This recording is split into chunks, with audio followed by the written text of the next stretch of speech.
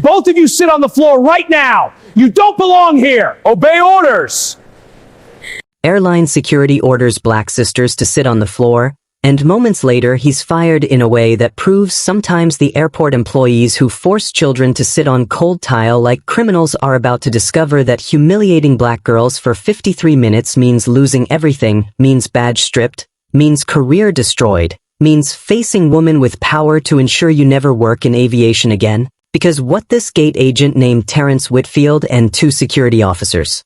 named Dale Granger and Mike Pulaski didn't know when they decided 14-year-old Naomi and 11-year-old Simone were thieves based solely on their skin color was that their racial profiling would escalate into public abuse so cruel it would catch attention of airport director who'd sworn no black child would suffer what she'd suffered, would trigger terminations that happened within 30 minutes, would result in permanent blacklisting from industry, would transform routine gate check into viral evidence that airport racism in 2025 operates through employees who feel comfortable calling black children thieves without verification, who order them to sit on floors like dogs, who laugh while sisters cry and beg for someone to believe them, and the confidence with which these men wielded their authority, the certainty that consequences wouldn't come, showed how deeply systemic racism had become normalized in spaces where black travelers were presumed guilty.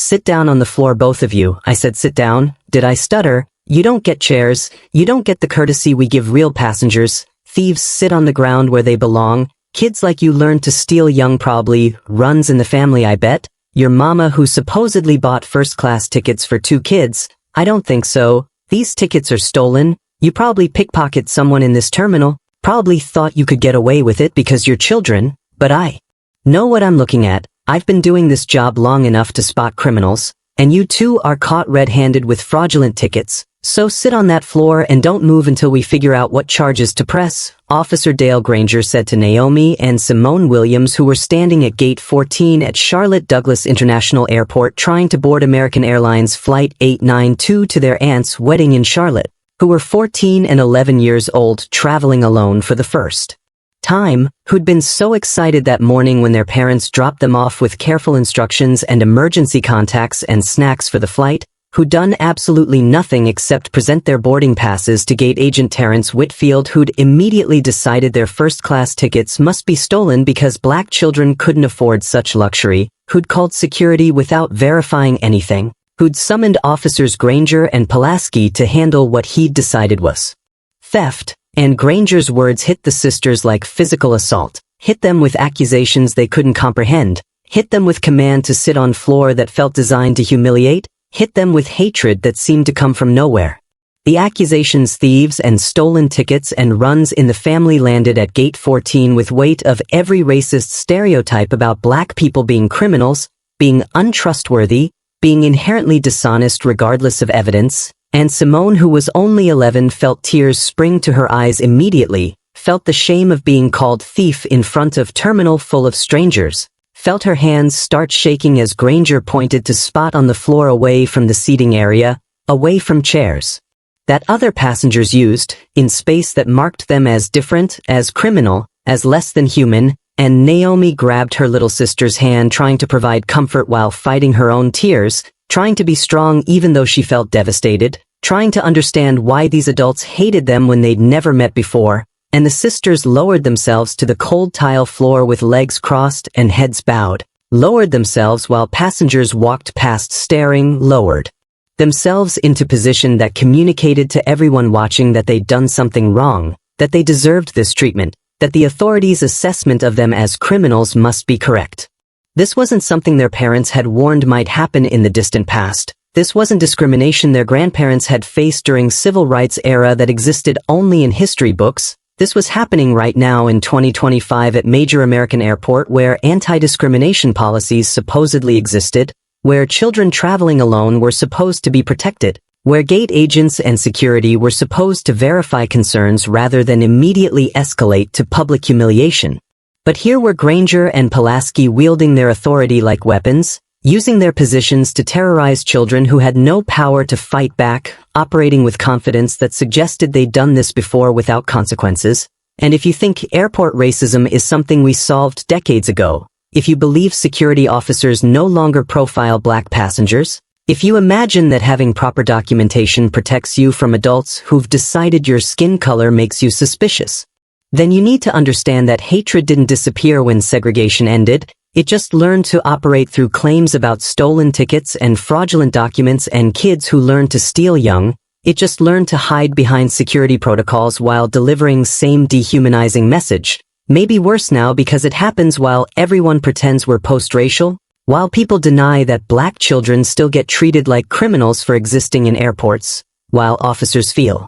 comfortable forcing sisters to sit on floors because they assume no accountability will come. Naomi and Simone had experienced microaggressions before, had dealt with teachers who seemed surprised by their grades, store employees who followed them, adults who clutched purses tighter when they walked past. But having gate agent and security officers publicly accuse them of theft, publicly force them to sit on floor like criminals, publicly humiliate them while other passengers watched, felt different, felt like racism that was comfortable being explicit, felt like hatred that expected validation rather than challenge, and they'd been shocked when Whitfield first said their tickets were stolen, had thought maybe there was legitimate concern about their documentation, but as his language and the officer's treatment became explicitly degrading, as they started talking about them learning to steal young and it running in the family, the sisters realized with crushing recognition that this wasn't about verification, this was about Whitfield and Granger and Pulaski believing black children were criminals. And while shocking, it also wasn't entirely surprising because their parents had prepared them for racism, had told them it would happen, had warned them that being excellent wouldn't always protect them, but knowing racism existed didn't make experiencing it less traumatic, didn't make sitting on cold floor less humiliating, didn't prepare them for the reality of being treated like animals while traveling to celebrate family milestone. "Please sir, we didn't steal anything," Naomi said with voice that trembled despite her efforts to sound confident, with tone that tried to be respectful even though these men had shown them no respect. "Our mama bought these tickets for us. We're going to our aunt's wedding. Simone is the flower girl. I'm a junior bridesmaid. We have all our documentation. Please just verify the tickets and you'll see they're real. We can call our parents. They can explain everything. Please don't make us sit on the floor." And her plea was desperate and young and heartbreaking. Was teenager begging adults to see her humanity? Was sister trying to protect younger sibling from trauma? Was child hoping that reason would prevail over hatred? If you believe children deserve dignity regardless of their skin color, keep watching because what happens during the next 53 minutes while these sisters sit crying on that airport floor will show you that sometimes justice actually comes, and if you've ever been treated like a criminal for existing while black, drop a comment below and tell us your story. Tell us where you're watching from and what time it is, because you need to see what happens when their humiliation catches the attention of the one person with power to end it. This story doesn't end the way these officers expect. So hit that like button if you stand against racism and subscribe to this channel because we're exposing airport discrimination that still thrives today. Passengers walking past gate 14 saw two black girls sitting on the floor, saw them crying quietly, saw security officers standing guard over them, and some looked uncomfortable, some whispered to companions, some pulled out phones to record, but not one person stopped to ask what was happening, not one adult challenged the officer's authority, not one passenger said this doesn't look right, and their collective silence felt like permission to Granger and Pulaski, felt like validation that forcing children to sit on floors was acceptable, felt like agreement that these black girls deserved this treatment. But to understand how two polite honor students with legitimate first-class tickets and careful preparation ended up sitting on cold airport floor being treated like criminals, how trip that was supposed to be joyful celebration of their aunt's wedding became trauma they'd carry forever, how Terrance Whitfield's racial profiling collided with sisters whose dignity would eventually catch attention of someone with power to destroy him, we need to go back 6 hours to morning in Atlanta where this day started not with hatred but with excitement and sisterly bonds and parents' pride in their daughter's responsibility. Naomi Grace Williams, 14 years old and freshman at Benjamin Banneker High School, was the older sister by 3 years, was the responsible one, the protective one, the one who took charge when situations required leadership, loved debate team and student government, had been elected class representative twice, dreamed of becoming civil rights attorney like Thurgood Marshall, carried herself with maturity that made adults trust her with responsibilities beyond her years, and she was honor. Role student who'd never been in trouble, who followed rules carefully, who believed that excellence and preparation would protect her from the discrimination her parents had warned about, who thought that being polite and having proper documentation would be sufficient armor against racism, and she'd been so excited about this trip, about traveling alone with her sister, about being junior bridesmaid in Aunt Michelle's wedding, about proving to her parents that she could handle adult responsibilities. Simone Joy Williams, 11 years old and 6th grader at the same school, was the younger sister, was the sensitive one, the artistic one, the one who felt everything deeply and wore emotions visibly, loved dance and had been taking ballet since she was 4, had been chosen as flower girl for the wedding specifically because Aunt Michelle knew how gracefully she moved, how seriously she took performances, how much joy she brought to celebrations. And Simone had been practicing her flower girl walk for weeks, had been perfecting the pace and the smile, had been imagining the moment she'd scatter petals down the aisle while everyone watched, and she carried in her bag the special dress their mother had bought for the occasion, carried the white shoes that matched perfectly, carried dreams of being part of something beautiful and important and memorable. The sisters had that particular bond of siblings who were also best friends, who shared secrets and inside jokes, who could communicate with glances, who protected each other fiercely, and Naomi had always been Simone's defender, had always stepped between her sensitive younger sister and anything that might hurt her, had always used her words and her confidence to shield Simone from cruelty, and Simone trusted her older sister absolutely, believed that as long as Naomi was there nothing truly bad could happen, believed that Naomi's presence was protection, and that trust, that faith in her older sister's ability to keep her safe, made what was about to happen even more devastating because Naomi would be powerless to protect either of them from what Whitfield and the officers would do. That morning the sisters had woken early with excitement that made sleeping impossible, had packed their carry-on bags with party clothes and toiletries and the gifts they'd bought for Aunt Michelle, had helped each other with hair and makeup, had taken dozens of photos to document this milestone of traveling alone, and their parents Marcus and Jennifer Williams had driven them to Hartsfield-Jackson Atlanta International Airport, had reviewed emergency procedures and contact information, had made sure the girls had their boarding passes and identification and confirmation emails, had hugged them tight at departures saying we're so proud of you both, call us when you board, text us when you land, have amazing time at the wedding, tell Aunt Michelle we love her, and the sisters had walked into terminal feeling grown up and confident and ready for adventure. Check-in had gone smoothly with agent who processed their tickets efficiently without question, TSA security had been routine with officers who were professional and kind, and they'd proceeded to gate 14 with plenty of time before boarding, had found seats in waiting area and done homework while they waited, had texted their parents updates and photos, had watched other passengers with curiosity about who would be on their flight, and everything had felt normal, had felt like the wonderful experience their parents had planned, had given no indication that Terrance Whitfield was about to transform their trip into nightmare that would mark them permanently.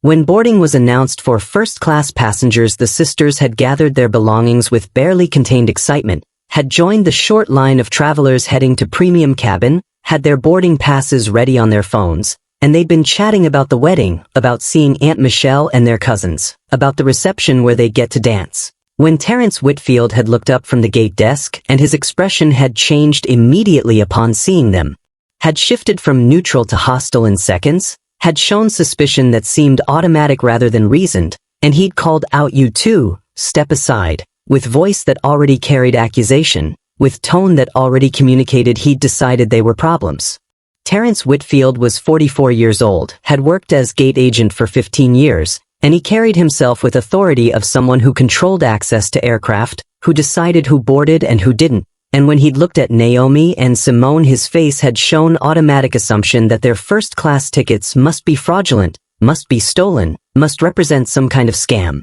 Because in his experience black children didn't fly first class unless something dishonest was happening. And he'd pulled them from line and examined their tickets like he was looking for forgery, and when the tickets appeared legitimate on surface he'd decided to call security anyway, decided his suspicion was more reliable than documentation, decided these girls needed to be investigated regardless of what their boarding passes showed, and now he looked up from the gate desk as the boarding line formed. Looked up and his expression soured immediately upon seeing them, soured with visible disgust.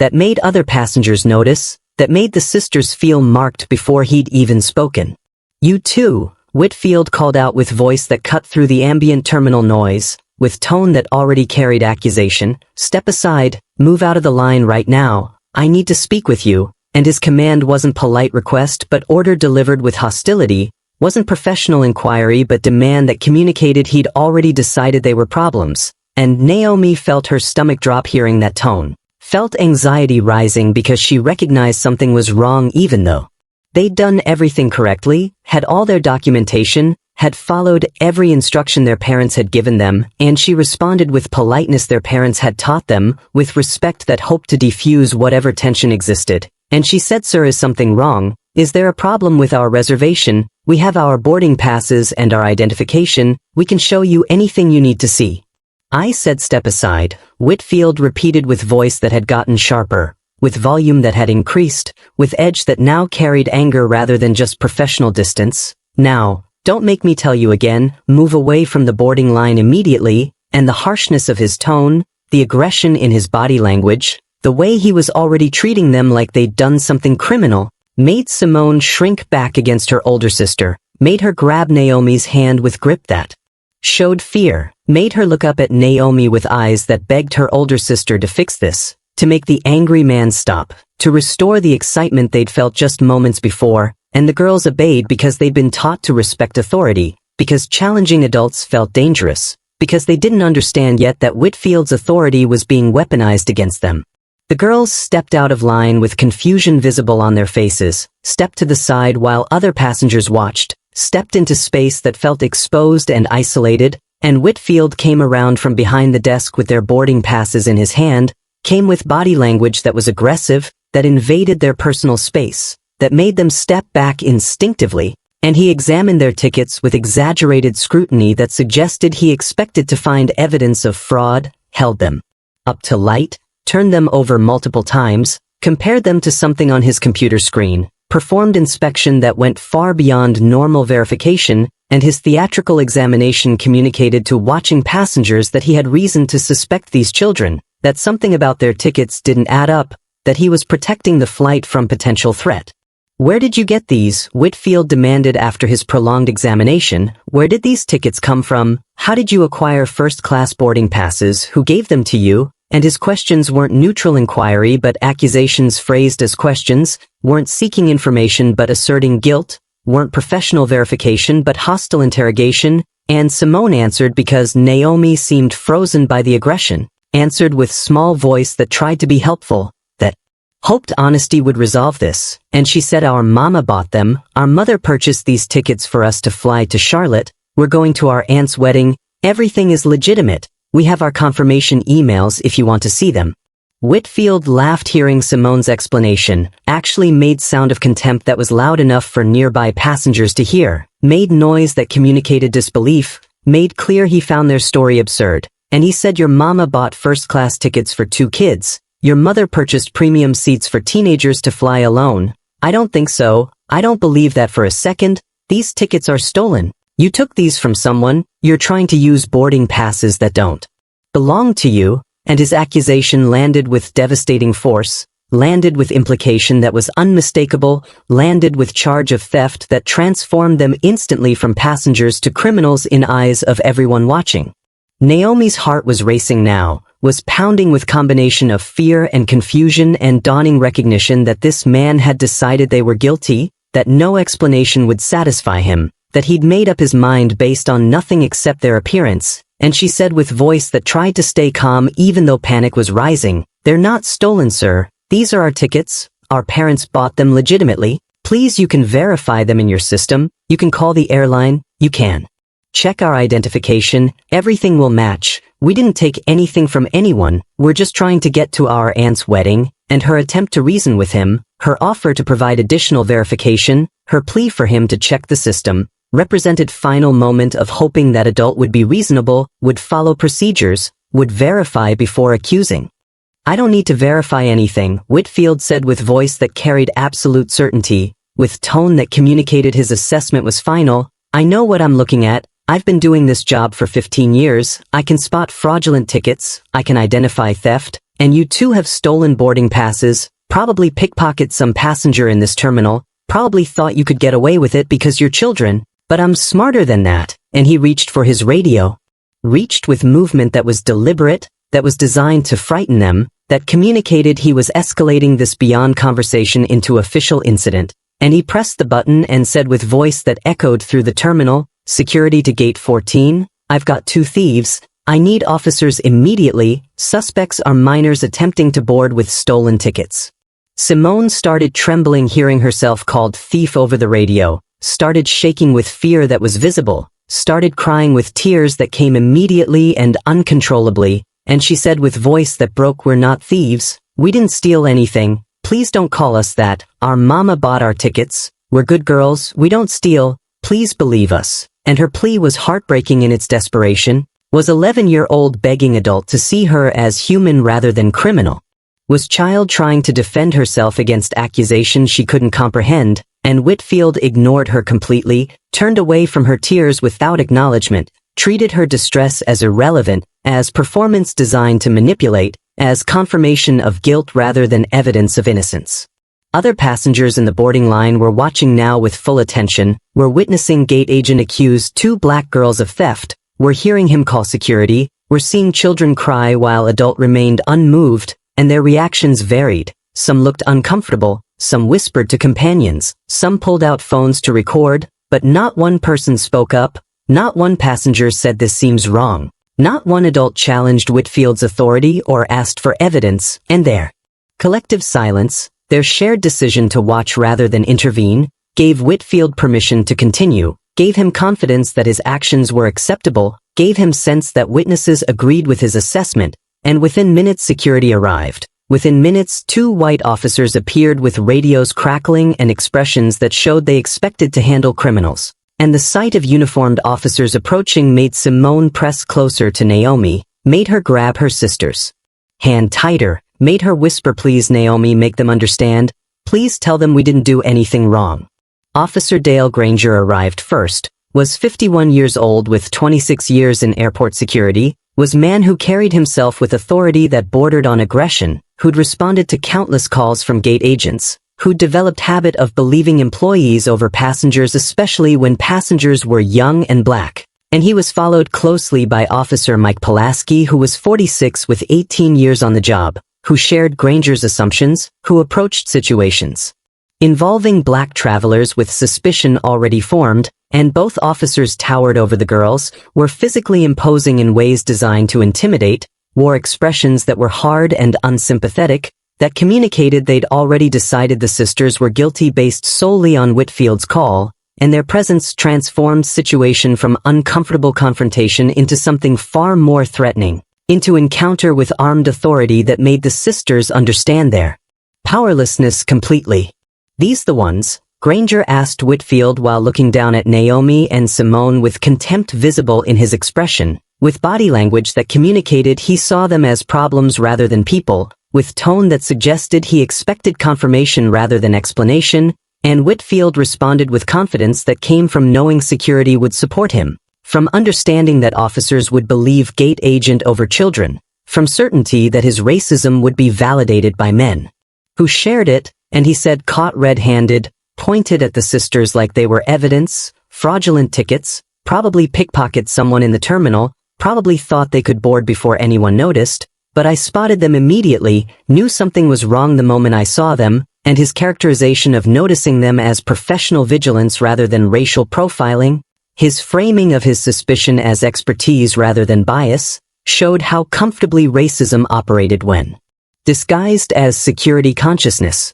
Naomi tried to explain one more time, tried with voice that shook but that held dignity their parents had taught them to maintain, tried with words that were carefully chosen to sound respectful, to avoid any tone that could be characterized as attitude or aggression, and she said, "Please, sir, please, officers, our parents bought these tickets, our mother and father purchased them legitimately 3 weeks ago, we have confirmation emails, we have our identification that matches the names on the boarding passes, we can call our parents right now and they can verify everything, we're not thieves, we've never stolen anything, we're just trying to get to our aunt's wedding in Charlotte, please just check the system and you'll see we're telling the truth." and her plea was articulate and calm despite her fear, was attempt to appeal to reason, was hope that evidence would matter more than assumptions. Quiet, Pulaski said, cutting off Naomi mid-sentence, said it with sharpness that made her flinch, with authority that communicated she had no right to speak. You don't speak unless spoken to, you don't get to explain or justify or defend yourself,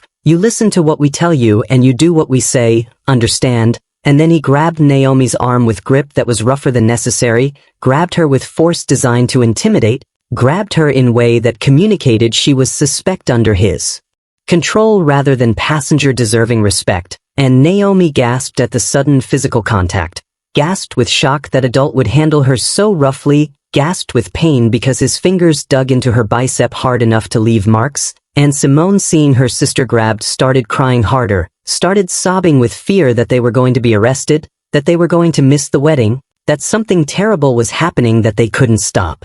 Granger looked around the busy terminal with eyes that assessed the crowd, assessed the other passengers who were watching, assessed the gate area and the boarding process that had been interrupted, and he pointed to spot near the wall away from the seating area, pointed to space on the floor that was exposed, that was visible to everyone passing, that would maximize the sisters' humiliation, and he said with voice that carried through the terminal, "Sit down, on the floor, both of you, right? There against that wall. Sit down and don't move until we figure out what to do with you," and his command to sit on the floor rather than in chairs, his order that they lower themselves to the ground like animals, his choice to display them as criminals for maximum public shame, showed cruelty that went beyond security protocol into territory of deliberate dehumanization. Simone's eyes went wide hearing the command, went wide with disbelief that she'd heard correctly, went wide with horror at being told to sit on airport floor like she was being punished, like she was being disciplined, like she was less than human, and she said with voice that was barely audible, "The floor, you want us to sit on the floor, but we didn't do anything wrong, we have tickets, we're passengers, why are you treating us like this?" And her questions represented child's incomprehension of adult cruelty, represented innocence confronting hatred and finding no logic, represented Simone's last attempt to believe that reason existed in this situation. "Did I stutter?" Granger said with voice that got louder, with aggression that made nearby passengers step back. "Sit down right now or I'll add resisting security to the charges. Move, get on that floor immediately," and his escalation to threats, his suggestion that not immediately complying would result in additional charges, his willingness to criminalize normal human resistance to degrading treatment, showed how completely power had corrupted his judgment, how thoroughly he'd stopped seeing these children as people deserving basic dignity, and the sisters had no choice, had no power to resist, had no option except obedience because challenging armed officers felt like invitation to violence, to arrest, to consequences that would be even worse than sitting on floor. The girls lowered themselves to the cold tile floor with movements that were slow, that showed reluctance, that communicated their humiliation, and they sat with legs crossed and heads bowed in position that felt like being put in timeout, like being punished for misbehavior, like being displayed as examples of what happened to people who stepped out of line, and Naomi tried to maintain some dignity by sitting straight, by keeping her chin up despite everything, but Simone curled into herself, curled with shoulders hunched and face hidden, curled with body language that showed she wanted to disappear, and passengers walked past them now with reactions that ranged from curiosity to discomfort to something that looked like satisfaction. If you're watching this and you've ever walked past someone suffering without helping because getting involved seemed uncomfortable, subscribe to this channel right now and commit to being the person who speaks up next time, because what happens during the next 40 minutes while these sisters sit crying on that floor will show you what silence costs, will show you that witnessing isn't protecting. So hit that subscribe button if you believe children deserve defenders, not just documenters. A white woman walking past with her husband glanced at the sisters sitting on the floor, glanced at the security officers standing guard, glanced at the scene with expression that showed she was processing what she was seeing, and she whispered to her husband loud enough for Naomi to hear, "Must have done something wrong. They wouldn't be sitting there if they were innocent. Security doesn't make mistakes like that." And her assumption of guilt based solely on the officer's treatment, her belief that authority was inherently correct. Her characterization of the sisters' suffering as earned consequence showed how easily people accepted injustice when it targeted others, How quickly they rationalized cruelty to avoid confronting their own complicity, and hearing those words, hearing stranger declare them guilty without knowing anything about the situation, made Naomi feel shame that wasn't hers to carry, made her understand that public humiliation was part of the punishment, that being forced to sit on this floor was designed not just to contain them but to mark them as criminals in everyone's eyes.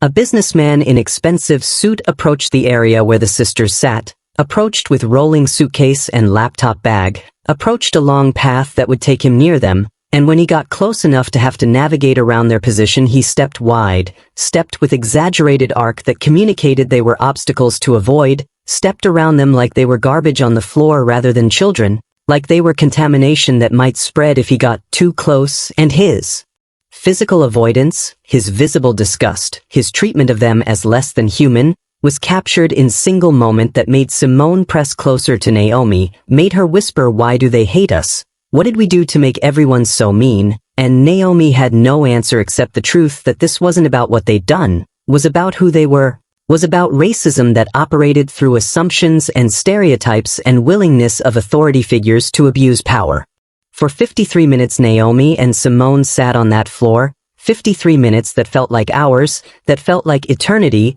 that felt like time had stopped to force them to experience every second of degradation in slow motion. And during those 53 minutes the terminal continued operating around them, passengers continued boarding flights, announcements continued echoing through speakers, life continued for everyone except them, and they sat in their spot against the wall becoming fixtures, becoming part of the scenery that travelers navigated around, becoming invisible except as objects of curiosity or judgment. And the cold tile floor pressed against them, numbed their legs, made their bodies ache, made physical discomfort join emotional trauma, made suffering compound in ways that marked them permanently. Simone's tears fell silently onto her jeans during those 53 minutes, fell continuously without sound because she'd learned that crying louder brought no help, that sobbing attracted only more stares, that expressing her pain changed nothing except to give officers and passers-by reason to characterize her as dramatic, as performing,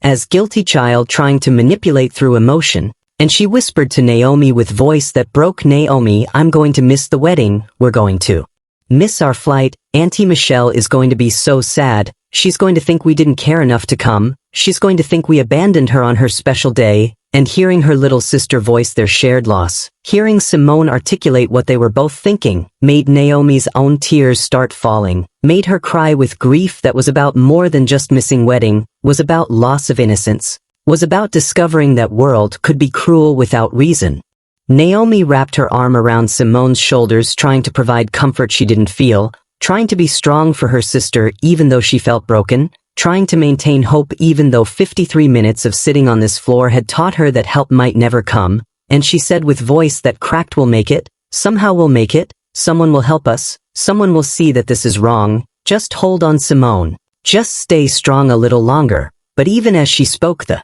reassurances they sounded hollow, sounded like wishes rather than promises, sounded like desperate hope rather than confident prediction, because she could see their flight's departure time approaching, could see passengers still boarding, could see their chance to make the wedding slipping away minute by minute while they sat powerless on this floor.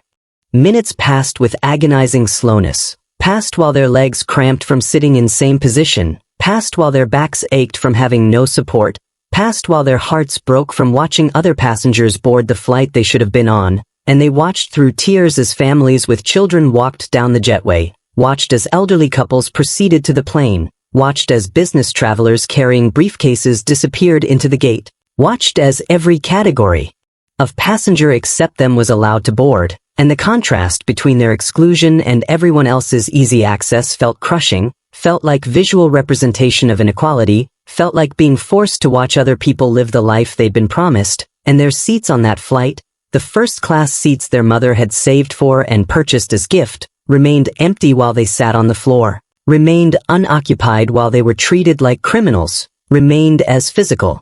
evidence of opportunity stolen by racism. Granger and Pulaski stood guard nearby during those 53 minutes, stood positioned so they could watch the sisters, stood with body language that communicated authority and ownership, stood preventing any possibility of escape even though the girls had nowhere to go and no intention of running, and between themselves the officers talked casually like they were monitoring routine situation, talked with voices just loud enough for the sisters to overhear, talked in ways designed to further humiliate, to reinforce their powerlessness, to communicate that these men saw them as less than human, and what they said, the words they chose while standing guard over crying children, showed depths of their racism, showed how comfortable they were expressing hatred they knew wouldn't be challenged. Learned to steal young, Pulaski muttered to Granger while looking at the sisters with contempt, probably been doing this for years, probably have whole operation, use their age to avoid suspicion, use those innocent faces to get away with theft, but they picked wrong airport today, wrong gate agent, we caught them before they could board, and his characterization of them as career criminals, his suggestion that they were part of organized theft ring, his attribution of calculated malice to children who were crying on floor, showed imagination that saw black children as inherently devious, as fundamentally criminal, as threats requiring vigilance. Runs in the family probably, Granger agreed with laugh that was cruel, with sound that showed he enjoyed their suffering, parents probably taught them, probably sent them here to steal tickets and use them, whole family is probably involved in scams like this, that's how these people operate, teach their kids young, use them as tools, and his leap from suspicion about the sisters to indictment of their entire family, his characterization of these people as inherently criminal, his suggestion that black families systematically taught children to commit crimes, revealed racism that went beyond these specific girls to encompass entire worldview where black people were fundamentally inferior, fundamentally dishonest, fundamentally worthy of contempt and punishment. Naomi heard every word the officers said, heard their casual cruelty, heard them laugh while discussing her family with contempt, heard them characterize her parents who she loved and respected as criminals, and her fingernails dug into her palms with force that made them hurt, dug in with rage she couldn't express, dug in with fury that had nowhere to go except inward, and she wanted to scream at them, wanted to tell them they were wrong, wanted to defend her family's honor, wanted to fight back against their hatred, but she knew that any reaction would make things worse, knew that showing anger would be characterized as attitude, knew that defending herself would be treated as aggression, knew that these men were looking for excuse to escalate further, to add charges, to transform humiliation into arrest, so she held her baby sister on that cold, hard floor and waited for someone, waited for anyone to see them as human, to recognize that children sitting on airport floor crying deserved help, not judgment, to understand that something fundamentally wrong was happening. But no one came to help during those 53 minutes. No one intervened despite the obvious suffering, no one challenged the officers despite the visible cruelty, and the silence of witnesses felt like its own kind of violence, felt like abandonment that compounded the trauma, felt like message that reinforced what Granger and Pulaski were teaching them through words and actions, that they were alone, that no one cared, that their pain didn't matter to people who looked different from them. And watching passenger after passenger walk by without stopping, without asking if they were okay, without questioning why children were on the floor, made the sisters understand that isolation wasn't just physical, wasn't just about sitting apart from other passengers, was about existing in moral vacuum where adults who should have protected them chose comfort over courage, chose silence over solidarity, chose to preserve their own peace rather than defend suffering children. Simone stopped crying quite as hard around the 30-minute mark, stopped not because the pain had lessened but because she'd exhausted herself,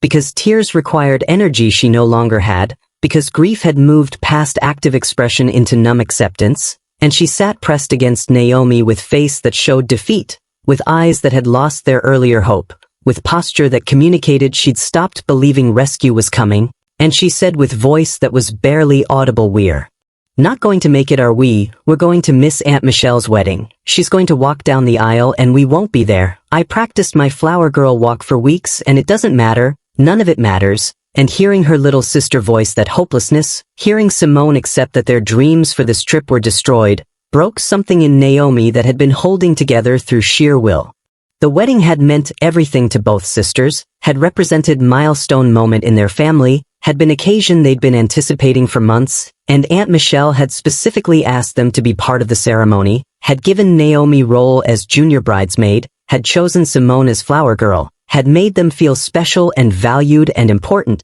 and they'd taken those responsibilities seriously, had prepared carefully, had practiced their parts, had imagined themselves participating in this celebration of love and family, and now they sat on airport floor watching that opportunity disappear, watching minutes tick by that brought them closer to missing the ceremony, watching their chance to fulfill the roles Aunt Michelle had entrusted them with slip away while they remained powerless to stop it, and the loss felt disproportionate to what most people would consider minor inconvenience. But for 14 and 11-year-old girls who'd never experienced discrimination this explicit before, who'd never been denied something this important before, the grief was overwhelming. Around the 40-minute mark their flight's final boarding call was announced, was broadcast through terminal speakers for everyone to hear, was reminder that plane was about to depart, that last passengers needed to board immediately, that doors would close shortly, and hearing that announcement while sitting on the floor, hearing their flight preparing to leave without them, hearing last call for flight that had their names on the manifest but that wouldn't wait for them because Whitfield had decided they were criminals, made Naomi feel panic rising again, made her want to stand up and run to the gate and demand they be allowed to board, but Granger and Pulaski were still standing guard, were still positioned to prevent exactly that kind of movement, were still monitoring them like they were dangerous criminals requiring constant surveillance. Other passengers who'd boarded the flight early came back off briefly during those 53 minutes, came to use restroom or grab coffee or buy snacks from terminal shops, came and saw the sisters still sitting on the floor in same position they'd been in before boarding, and some of them must have wondered why these kids were still there, must have noticed they'd been in same spot for extended period, must have recognized something was wrong. But no one stopped to ask, no one approached to offer help, no one questioned the officers about what was happening, and their continued silence, their sustained unwillingness to get involved, their collective decision that two crying teenagers weren't worth the discomfort of confrontation, showed moral failure that was widespread, showed how systems of oppression function through active perpetrators like Whitfield and Granger and Pulaski working together with passive enablers who witnessed abuse and chose to look away. The terminal remained busy throughout their ordeal, remained filled with travelers rushing to gates and families saying goodbyes and business people checking emails, remained operating as normal space while the sisters sat in their bubble of suffering, and the contrast between the normalcy surrounding them and the trauma they were experiencing felt surreal, felt like existing in two realities simultaneously, one where airport functioned as designed and another where children were being tortured. For being black, and that disconnect, that ability of space to hold both mundane travel routines and explicit racism, showed how normalized discrimination had become, how easily it operated alongside everyday activities, how comfortable people were ignoring injustice as long as it didn't directly affect them. Naomi looked at her phone periodically during those 53 minutes, looked at screen that showed messages from their parents asking for updates, looked at confirmation email for their flight that proved their tickets were legitimate, looked at photos from that morning when they'd been excited and hopeful, looked at evidence of life before this nightmare, and she thought about calling her father, thought about texting for help, thought about reaching out to parents who'd trusted them to handle this trip independently, but she felt shame at the thought of admitting they'd failed, felt like somehow this was their fault even though they'd done nothing wrong, felt like calling for rescue would disappoint parents who'd believed in their maturity, and that internalized shame, that tendency to blame themselves for racism inflicted on them, showed how effectively oppression worked to make victims feel responsible for their own suffering. But as minutes continued passing as their flight's departure time came and went, as they sat watching their chance to make the wedding disappear completely, Naomi realized that pride was luxury they couldn't afford, that getting help mattered more than avoiding embarrassment, that their parents needed to know what was happening. But even as Naomi was reaching for her phone to call home, even as she was preparing to admit defeat and ask for rescue, even as she was accepting that they couldn't handle this alone, something else was happening in the terminal, something the sisters couldn't see from their position on the floor, something that would transform their ordeal from tragedy without resolution into moment where justice actually arrived. Because walking through the terminal on her monthly departmental review was woman whose presence at this particular gate at this particular time would prove that sometimes the universe provided exactly the right person at exactly the right moment. and her approach represented shift from powerlessness to protection, from abandonment to advocacy, from suffering without end to intervention that would change everything. Dr. Patricia Okonkwo walked through Hartsfield-Jackson Atlanta International Airport with purposeful stride that came from 22 years in aviation industry, with confidence that came from having fought for every promotion, with authority that came from being director of airport operations, and she was conducting her monthly review of terminal operations, was checking efficiency and staff conduct and passenger experience, was doing walks she'd done 100 times before, was moving through familiar space with practiced eye that noticed details, that assessed crowds, that monitored how her airport functioned, and she'd seen nothing unusual so far, had observed normal operations, had noted standard passenger flow, had found typical mix of smooth processes and minor delays. But as she rounded corner near gate 14, something stopped her cold, something made her pause mid-stride, something caught her attention with force that made her breath catch. Two black girls sitting on the floor, sitting with legs crossed and heads bowed, sitting in position that communicated punishment rather than choice, sitting while security officers stood guard, sitting in pose that Patricia recognized immediately because she'd sat like that once, had been forced into similar position of humiliation, had experienced similar public degradation, and seeing these children triggered memories so powerful it transported her across decades, transported her to department store in Birmingham when she was 9 years old, transported her to moment when security had accused her mother of shoplifting, had made them both sit on floor while they investigated, had treated them like criminals in front of store full of white shoppers who stared and judged, and Patricia remembered the shame of that day, remembered the helplessness, remembered her mother's tears, remembered the way white faces had watched without helping, and she'd sworn then that if she ever had power, she ever had authority, if she ever had ability to intervene, she would never let another black child feel that way, would never allow that kind of degradation to happen on her watch. Patricia's breath caught seeing Naomi and Simone, caught with recognition that transported her from present to past, caught with fury that this was still happening in 2025, that children were still being treated like criminals, that racism still operated so openly, and for moments she wasn't director of airport operations, wasn't woman with advanced degrees and executive position, wasn't person with power and authority, she was 9-year-old girl sitting on floor while adults who should have protected her looked away, and the emotion of that memory, the trauma that had shaped her entire career, the pain that had driven her to climb every ladder and break every barrier so she could be person with power to stop exactly this kind of abuse, surged through her with intensity that made her hands shake, and she understood with absolute clarity that this moment was why she'd fought so hard,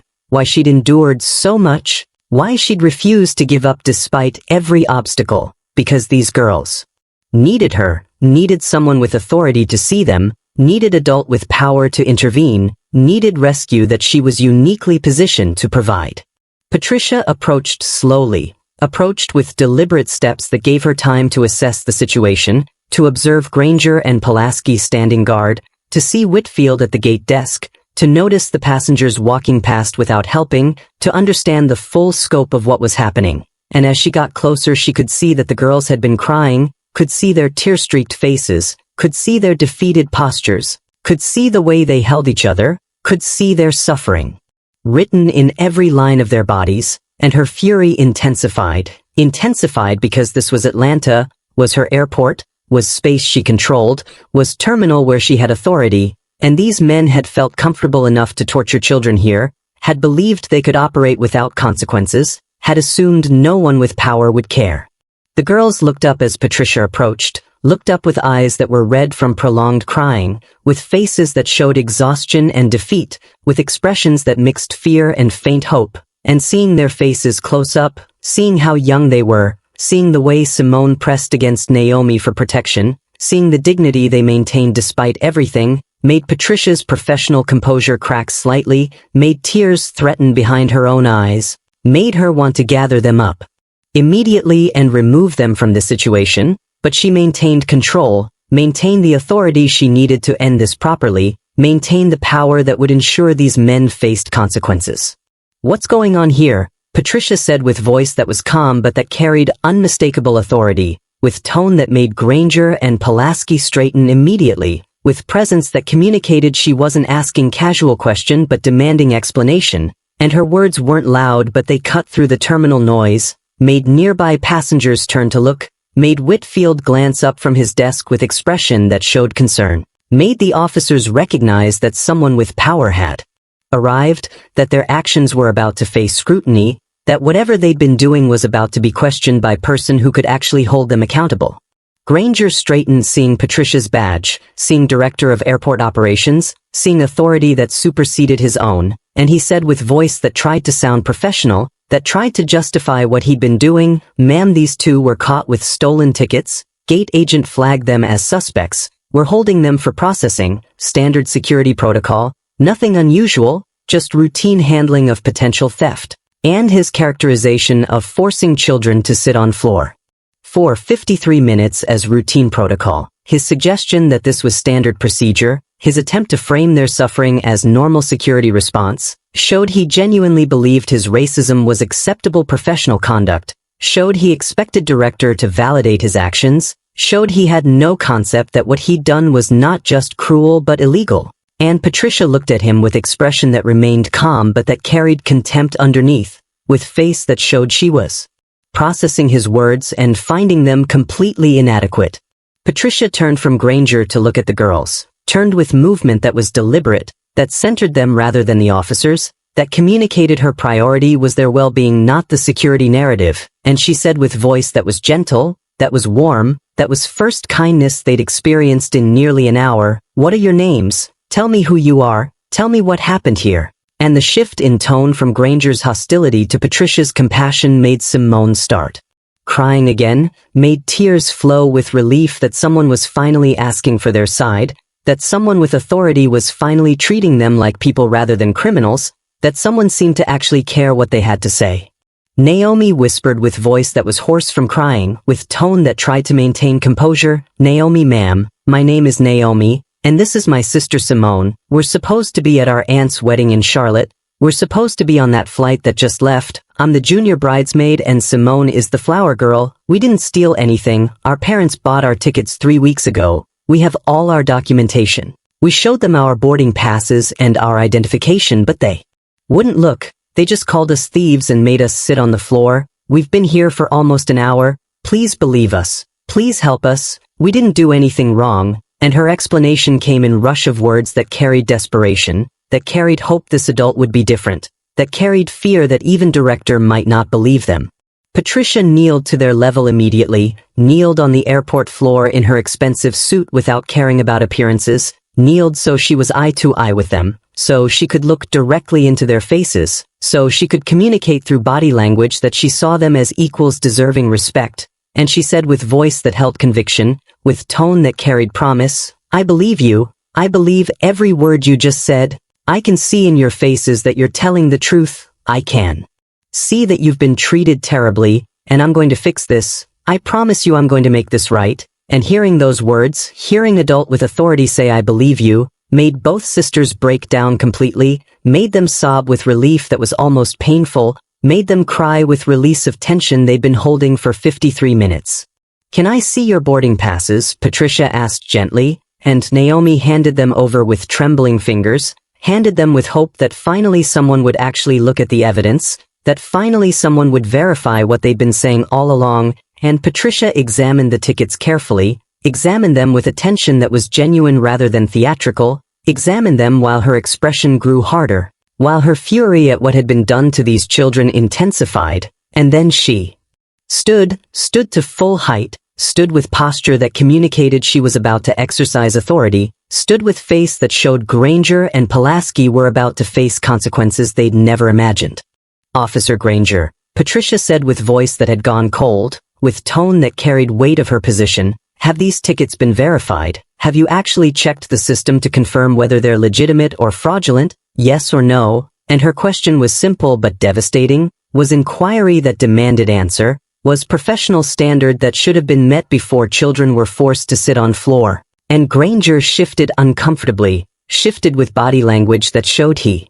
knew he'd failed, shifted with recognition that he'd made assumption without verification, and he said, "Well, the gate agent said, he told us they were stolen, we trusted his assessment, and his admission that he'd never checked, that he'd taken Whitfield's word without evidence, that he'd terrorized children based solely on another man's racist assumption, hung in the air damning. I asked if they've been verified. Patricia repeated with voice that got quieter but more dangerous, with tone that made Granger understand he was in serious trouble. Yes or no, did you check the system before forcing these children to sit on this floor for nearly an hour? And the silence that followed her question was answer enough. Was admission of negligence so severe it warranted termination? Was acknowledgement that everything they'd done to Naomi and Simone had been based on nothing except racial profiling, and Patricia's expression showed she understood exactly what had happened, understood that Whitfield had seen black children and assumed criminality, understood that Granger and Pulaski had supported that racism without question, understood that these girls had suffered because adults with authority had chosen hatred over humanity. That's what I thought, Patricia said with contempt visible in her voice, with disappointment that was scathing, and she turned to Whitfield, who'd been watching nervously from the gate desk, who'd been hoping to avoid direct confrontation, who'd been praying that this would somehow not reach him, and she said, "You, come here right now, verify these tickets immediately, scan them and show me what the system says." And Whitfield approached with hands that shook visibly, approached with face that showed he knew he'd made terrible mistake, approached with recognition that his assumptions were about to be proven wrong in front of director, and he took the boarding passes with trembling fingers and scanned them at his terminal, and the computer beeped with sound that echoed through the sudden silence, and the screen displayed words that everyone could see. Valid. The screen showed in letters that were clear and unambiguous. Purchased. It confirmed with timestamp showing transaction from 3 weeks prior. Confirmed. It displayed with passenger names that matched the identification Naomi and Simone carried. And seeing those words, seeing proof that everything the sisters had been saying was true, seeing evidence that their entire ordeal had been based on nothing except Whitfield's racist assumption, made Patricia's fury transform into something cold and focused, into determination that these men would face every possible consequence, into certainty that their careers were ending today. "These tickets are legitimate," Patricia said with voice that dropped to ice, with tone that made everyone within hearing distance stop and listen. "These children have been sitting on the floor for nearly an hour based on nothing but your assumption, based on your prejudice, based on your decision that black girls couldn't possibly have legitimate first-class tickets." And she stepped closer to Whitfield, whose face had gone pale, who looked like he might be sick, who understood that his racism had just been exposed in front of person with power to destroy him, and she said they looked black. "That's what you thought. That's why you called them thieves without verification. That's why you traumatized 2 children who were traveling to their aunt's wedding." And her words carried through gate 14, carried to passengers who'd been watching, carried with authority that made Whitfield unable to respond, unable to defend himself, unable to do anything except stand there while his career crumbled. Whitfield stammered, trying to form response, trying to explain, trying to minimize what he'd done, and he said, "I thought, there seemed to be something wrong. I was just being cautious, just following my instincts, just trying to protect the airline." And his attempt to characterize racial profiling as professional caution, his suggestion that his suspicion was reasonable, his framing of his racism as security consciousness, showed he still didn't understand the magnitude of what he'd done, still didn't recognize that his instincts were prejudice, still didn't accept that protecting the airline had never required torturing children, and Patricia cut him off with gesture that communicated she had no interest in his excuses, with movement that showed his explanations were irrelevant, with authority that made clear his opinion no longer mattered. "I've worked in this industry for 22 years, Patricia said with voice that carried weight of every barrier she'd broken, with tone that communicated depth of her experience. "I've fought my way through every obstacle people like you put in front of me. I've earned every promotion despite resistance from men who thought I didn't belong. I've built my career on excellence and integrity and treating every passenger with dignity regardless of how they look. And I will not, I absolutely will not stand here in my airport and watch you traumatize 2 little girls because of the color of their skin. I will not allow you to continue working in an environment where you have power over vulnerable people. I will not permit you to represent this airport or this industry." And her declaration of intolerance, her refusal to accept his continued employment, her determination to remove him permanently, showed that consequences were immediate and absolute. She turned to Granger and Pulaski with expression that was equally hard, with face that showed they were equally culpable, with authority that communicated their fate was sealed, and she said, "Badges, both of you, right now, hand them over immediately, you're suspended pending termination review." And Granger started to protest, started to say, "Ma'am, we were just following orders, we were just responding to gate agent's call. We did what protocol required." But Patricia's expression stopped him mid-sentence, stopped him with look that communicated she had no patience for deflection, that she held them fully responsible, that following orders was no excuse for cruelty. "You were following prejudice, not protocol," Patricia said with voice that cut through Granger's attempts at justification. "Protocol requires verification before action. Protocol demands you check facts before forcing children to sit on floors. Protocol is designed to protect passengers, not traumatize them. You forced these girls to sit like animals without verifying a single fact. You stood guard over crying children for nearly an hour without questioning whether you were doing the right thing. You laughed while they suffered, you made racist comments about their family. That's not protocol, that's cruelty, that's abuse of authority, that's behavior that ends careers." And she extended her hand palm up in gesture that demanded compliance. "Badges now, this is not negotiable, you're done." Both officers reluctantly handed over their badges with movements that were slow, that showed reluctance, that communicated they still didn't fully accept that their actions warranted termination, and Patricia took the badges with satisfaction that was visible, with recognition that removing their authority was first step toward justice, with understanding that these men's ability to harm other passengers was ending today. And she pulled out her radio and said with voice that was clear and professional, "I need HR at gate 14 immediately. 3 terminations pending. I need security to escort terminated employees from the terminal. I need documentation of this incident, and I need the next available flight to Charlotte with 2 first-class seats, priority booking, and her rapid-fire instructions, her efficiency in mobilizing resources, her immediate action to both punish perpetrators and help victims, showed leadership that the sisters desperately needed, showed that sometimes the right person with the right power arrived at the right time." Patricia kneeled again before Naomi and Simone with expression that softened completely when looking at them, with face that showed the fury she felt toward the men transformed into tenderness for the children. With eyes that held tears she was fighting to control, and she took their hands in hers, took them with gentleness that contrasted sharply with how Pulaski had grabbed Naomi earlier,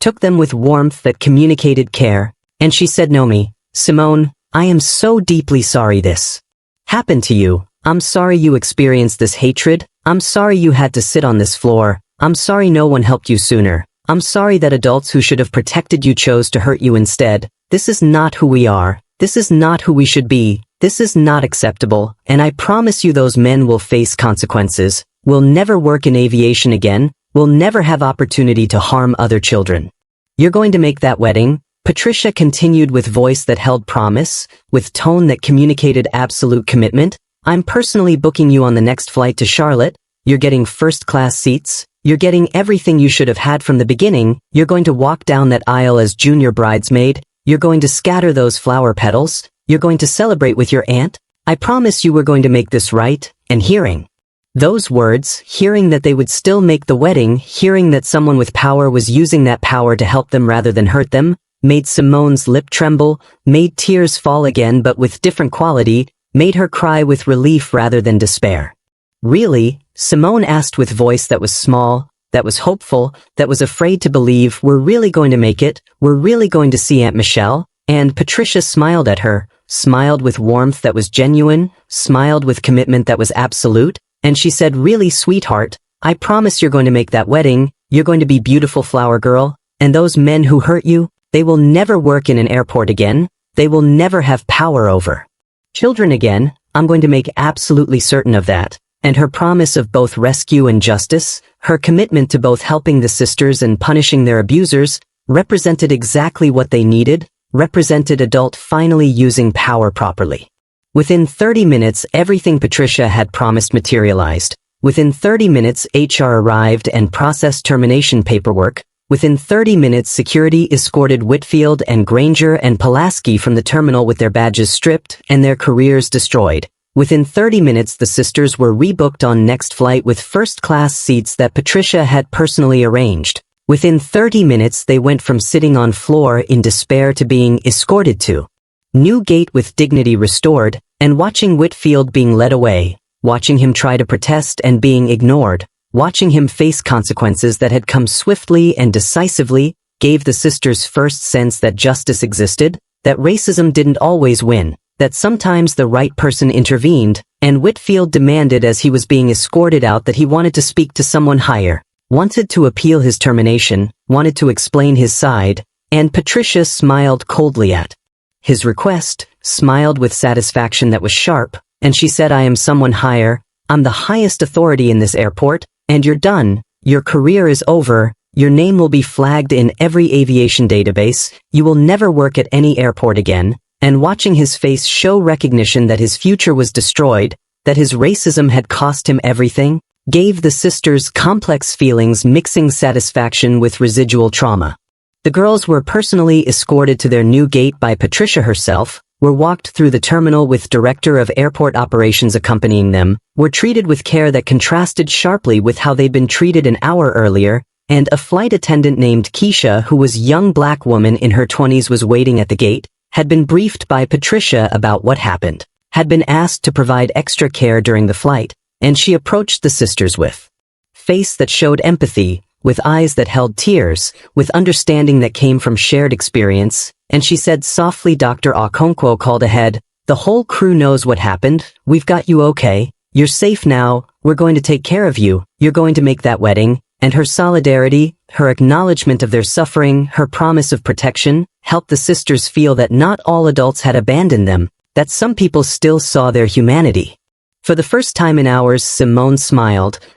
with expression that was tentative but real, smiled with hope that had been crushed but was rebuilding, smiled with recognition that they were finally being treated like people deserving kindness, and Keisha brought them snacks and warm blankets as they boarded, brought them juice and cookies, brought them comfort items that felt like maternal care, brought them attention that said you matter, you're important, you deserve gentleness after what you experienced. And during the flight, Keisha checked on them repeatedly, sat with them when she had breaks, talked with them about the wedding, helped them process what had happened, provided safe space for them to cry and talk and begin healing.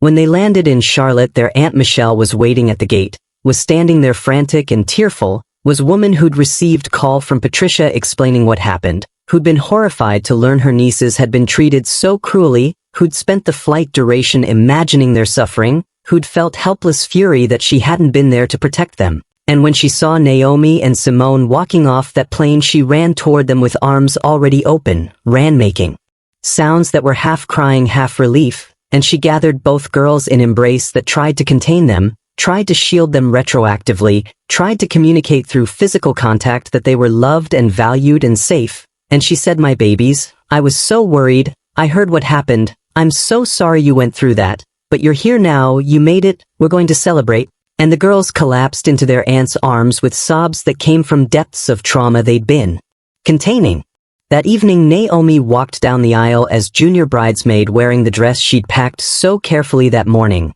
walked with dignity that had been tested but not broken, walked while guests who'd heard what happened watched with extra emotion, and Simone scattered flower petals with biggest smile on her face, scattered them with grace she'd practiced for weeks, scattered them while their aunt watched and cried. And Aunt Michelle wept through her vows not just from joy of getting married, but from gratitude that her nieces had made it despite everything, from relief that they were there, from grief for suffering they'd endured, and the wedding became celebration not just of love between bride and groom but of resilience, of survival, of triumph over hatred that had tried to steal this moment from them. At the reception their father Marcus called